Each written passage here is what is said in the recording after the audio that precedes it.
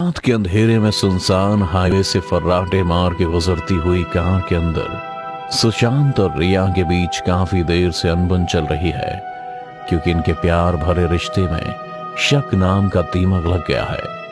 सुशांत को पूरा विश्वास था कि रिया उसे धोखा दे रही है, पर फिर भी वो रिया को यह जता नहीं रहा था कि उसे सब पता है, क्योंकि वो ये सच खुद उसके मुंह से सुनना चाहता था या फिर उसे रंगे हाथ पकड़ना चाहता था। गाड़ी अभी भी तेज रफ्तार से गुजर रही थी और रिया सुशांत पर भड़क रही थी। आखिर तुम्हारा प्रॉब्लम क्या है? क्यों बात बात पर झगड़ने लगे हो? मन ऊब गया है तो साफ साफ बता दो ना। मुझे तो लगता है कि तुम्हारा कहीं और क्या रिया? बोला ना, चुप क्यों गई? कुछ नहीं, तुम प्लीज गाड़ी चलाने पर ध्यान दो। सुशांत और रिया की बहस ऐसे ही चलती रही। तभी अचानक सामने तेज रफ्तार में एक ट्रक आ गया, जिससे बचने के लिए सुशांत ने अपनी कार की स्टीयरिंग पूरी तरह से मोड़ दी और दूसरी तरफ एक पत्थर से जा टकराया। पत्थर के टकराते एक जोरदार आवाज गूंजती है और दोनों की आंखों के सामने अंधेरा छा जाता है। जब दोनों की आंख खुलती है तो वो सामने देखते हैं कि बोनट से तेज धुआं निकल रहा है। इसीलिए दोनों जैसे तैसे कार से बाहर निकल जाते हैं, पर एक दूसरे से नाराजगी अब भी थी। फिर दोनों एक दूसरे के करीब आते हैं और देखते हैं कि कहीं कोई गहरी चोट तो नहीं है, पर बिना एक दूसरे को छुए ही दूर हट जाते हैं। और सुशांत कहता है, मिल गई ना तसल्ली तुम्हें? देखो कहां आके फंसा दिया तुमने हमें। गाड़ी तुम चला रहे थे, मैं नहीं।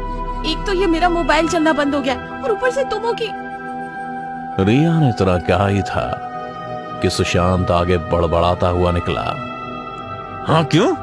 कोई परेशान जो रहा होगा?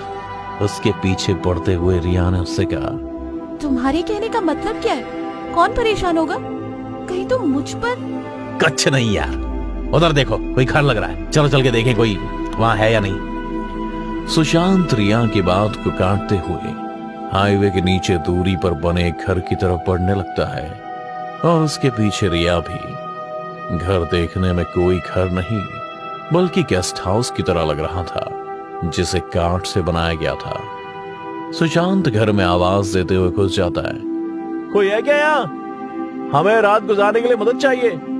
सुशांत ने कई बार आवाज दी, पर जब किसी ने कोई जवाब नहीं दिया तो उसने धीमे से हॉल में लगे कमरे का लॉक घुमाया ही था कि तभी रिया ने उसके कंधे पर हाथ रखा कि वो चौंक गया। अरे यार तुम ऐसे क्यों डरा रही हो?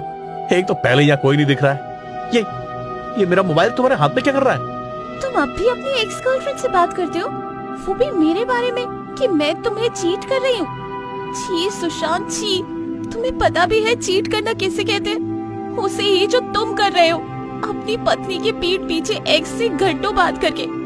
पकड़ो अपना मोबाइल और मेरे पीछे मत आना। इतना कहते ही रिया की आंखों में आंसू आ जाते हैं और उसकी बेबस निगाहें बस सुशांत को ही देखने लगती हैं। इससे पहले कि सुशांत उससे कुछ कह पाता, रिया रोते हुए एक कमरे में चली जाती है। जैसे ही वो कमरे में जाती है, दरवाजा अपने आप बंद और कमरे में अंधेरा छा जाता है और न जाने रिया के सामने कौन आता है, जिसे देखकर उसकी आंखें फटी रह जाती हैं और वो कहती है, कौन हो तुम? दूसरी तरफ तभी नीचे वही सुशांत के कान में किसी के गुनगुनाने की आवाज आती है, जो उसी कमरे से आती है जिसका लॉक थोड़ी देर पहले खोलने वाला था। सुशांत दोबारा से उस लॉक को खोलने ही जा रहा था कि वो दरवाजा अपने आप ही खुल जाता है, जहां हर तरफ कमरे में मध्यम लाल रोशनी फैली होती है और कमरे में व्हील चेयर पर बैठी एक लड़की खिड़की की तरफ देख रही होती है। सुशांत के कमरे में आते ही उसने कहा, मैंने सुना है कि तुम अपनी बीवी की बुराई। नहीं ऐसा कुछ नहीं है जैसा कि वो समझ रही है। सुशांत ने इतना कहा ही था कि उसने अपने व्हील चेयर को पीछे घुमाया और उसकी तरफ बढ़ने लगी। उसको देखते ही सुशांत उसमें खो गया, क्योंकि वो लड़की थी तो व्हील चेयर पर उसकी खूबसूरती किसी आसमान की अप्सरा जैसी थी। मस्त गोरा रंग, उस पर से उसका वो काला नाइट गाउन जिसमें वो कमाल की लग रही थी। लड़की ने सुशांत से कहा, क्यों दे रहे हो अपनी पत्नी को धोखा? उस लड़की के मुंह से ऐसी बात सुन सुशांत को थोड़ा अजीब लगता है और इसी के साथ उसके जहन में उसके हुस्न का नशा भी उतर जाता है। देखिए ऐसी कोई बात नहीं है, हमारी निजी जिंदगी मत पड़ी, ठीक है ना। हम बस यहाँ मदद मांगने आए थे और अगर आपको वहां रुकना पसंद नहीं है तो यहाँ से चले जाएंगे हम। इतना कहते ही सुशांत जैसे ही दरवाजे की तरफ मुड़ा, दरवाजा एक झटके में बंद हो गया। उसे समझ नहीं आया कि यह हुआ कैसे। फिर जैसे ही वो लड़की को देखने पीछे मुड़ा तो उसने पाया कि कमरे में कोई था ही नहीं। एक ही झटके में सुशांत के रोंगटे खड़े हो जाते हैं, ये सोच के कि आखिर वो लड़की गई कहां। देखते ही देखते कमरे की लाइट भी कपकपाने लगती है और सुशांत को सब घूमता हुआ नजर आने लगता है। वो बहुत कोशिश करता है कि किसी भी तरह कमरे का दरवाजा खुल जाए, पर वो लॉक हो चुका था जो खुलने का नाम ही नहीं ले रहा था। ऊपर से अब उसे उसी औरत की कभी हंसने की तो कभी रोने की आवाज सुनाई देने लगी। डर के मारे सुशांत की हालत काफी खराब रहने लगी। वो कमरे से बाहर जाने का रास्ता ढूंढने लगा, तभी उसे एक तेज चीख की आवाज सुनाई दी जो किसी और की नहीं बल्कि रिया की थी।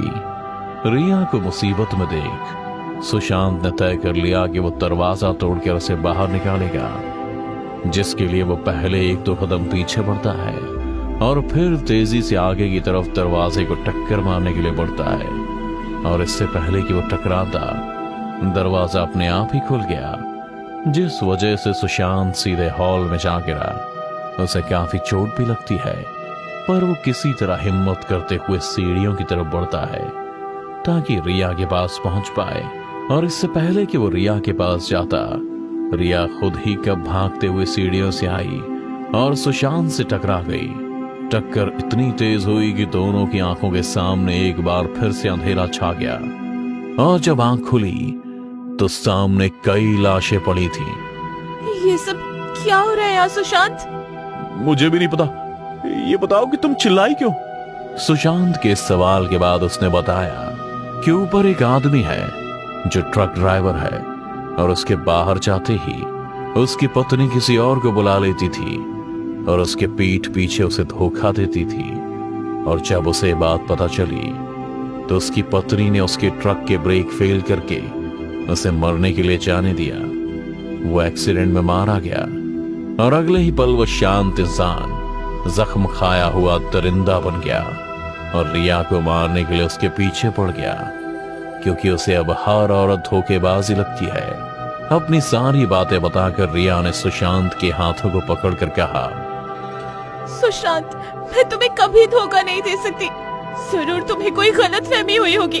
अभी अब बातें करने का वक्त नहीं है, अब मुझे लगता है कि मैं कुछ ज्यादा ही सोच रहा हूँ। चलो भी यहाँ से निकलते हैं पहले। सुशांत ने इतना कहा ही था कि उस घर का दरवाजा बंद हो गया जहां से वो अंदर आए थे और सीढ़ियों से किसी के नीचे आने की आहट सुनाई देने लगी। धोखा क्यों देते हैं लोग धोखा, और धोखा देकर मुकर क्यों जाते हैं? धोखा देने वाले को कभी नहीं छोड़ते सुशांत, खत्म कर देते हैं। ठीक वैसे ही जैसे मैंने अपनी बीवी को खत्म किया। पहले उसे पकड़ा, फिर बांधा, फिर उसके दोनों हाथ पैर तोड़ दिए और छोड़ दिया तड़पने के लिए। किस्मत ने मुझे भी नहीं छोड़ा और ना ही मैंने उस धोखेबाज को। अब तुम दोनों का भी यही हाल हो गया है, क्योंकि तुम दोनों एक दूसरे की जान लेने की वजह बन गए हो। इतना कहते ही वो जोर जोर से हंसने लगता है। दूसरी ओर से हंसते हुए उसकी पत्नी भी व्हील चेयर पर उसके सामने आकर डरावनी हंसी हंसने लगती है। आसपास में पड़ी लाश भी अब उठ खड़ी हो गई और कभी डरावनी चीख तो कभी डरावनी हंसी निकालने लगते हैं। रिया डर के मारे सुशांत को जकड़ लेती है और कहने लगती है, I love you so much Sushant. मैंने कभी तुम्हें धोखा नहीं दिया। मुझे नहीं पता अब क्या होगा, पर मैं तुमसे यही कहना चाहती हूँ कि मैं बस तुमसे ही प्यार करती हूँ। इतना कहते ही वो सुशांत को और जोर से पकड़ आंखें बंद कर लेती है। आसपास खड़े सभी की हंसी अब डरावनी चीख में बदल जाती है सुशांत भी डर के मारे रिया को जोर से जकड़कर चीखने लगता है। उसकी चीख धीरे धीरे बढ़ती ही चली जाती है और धीरे धीरे बस एक उसी की चीख सुनाई देती है। बाकी सबकी आवाज कहीं गायब हो जाती है। फिर जैसे ही सुशांत अपनी आंखें खोलता है तो वहां कोई होता ही नहीं। दरवाजे भी खुले होते हैं और दरवाजे के उस पार सड़क से पुलिस की गाड़ी और एम्बुलेंस गुजर रही होती है। आवाज से ऐसा लगा कि वो यहीं कहीं आसपास रुके होंगे। सुशांत को एक उम्मीद की किरण दिखती है और वो रिया को अपनी आंखें खोलने के लिए कहता है और उसे लेकर भागते हुए हाईवे पर पहुंच जाता है, जहां उसे अपनी गाड़ी के पास ही पुलिस की गाड़ी और एम्बुलेंस रुकी हुई दिखती है। सुशांत इंस्पेक्टर को देखकर चिल्लाता है, सर ये हमारी गाड़ी है, हमारा एक्सीडेंट हो गया था और हम इधर ही पास में घर में चले गए थे। वहां कुछ बहुत ही गलत है। सुशांत ये सभी चीजें बोलता हुआ इंस्पेक्टर के सामने पहुंच गया और इंस्पेक्टर भी उसी ओर देख रहा था। सर आप समझ रहे, उस घर में। सुशांत ने इतना कहा ही था कि इंस्पेक्टर उसे इग्नोर करते हुए वहां से ये कहते हुए पीछे चला गया, अम्बे पता नहीं यहाँ हमेशा ऐसा क्यों लगता है कि कोई मुझे कुछ कह रहा है। मुझे लगता है कि यहाँ बोर्ड लगवाना पड़ेगा कि रात को कपल यहाँ से ना गुजरे। हर बार एक ही तरीके से मारे जाते हैं सब यहाँ। चल अब लाश को गाड़ी से निकलवा ले और हम निकले यहाँ से। इतना कहकर इंस्पेक्टर सुशांत की कार का चक्कर काटने लगता है और उसके पीछे सुशांत और रिया भी। और जो दृश्य उनके सामने होते हैं उसे देख उनके होश उड़ जाते हैं, क्योंकि कार के अंदर किसी और की नहीं बल्कि उनकी ही लाश निकलती है।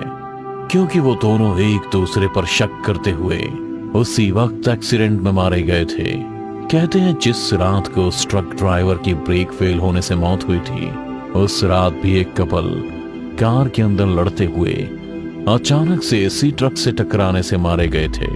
तब से लेकर आज तक जो भी कपल उस समय हाईवे से गुजरते हैं उनका एक्सीडेंट हो जाता है। फिर सुशांत और रिया के साथ भी यही हुआ। पर क्या अगर वो लड़ झगड़ नहीं रहे होते तो इस एक्सीडेंट से बच जाते? ये सवाल अब उन दोनों की आत्मा भी एक दूसरे को देखकर सोच रही है कि क्या अंदर उस ट्रक ड्राइवर की आत्मा ने सच कहा था कि हम दोनों का शक ही हम दोनों की जान जाने का कारण बन गया।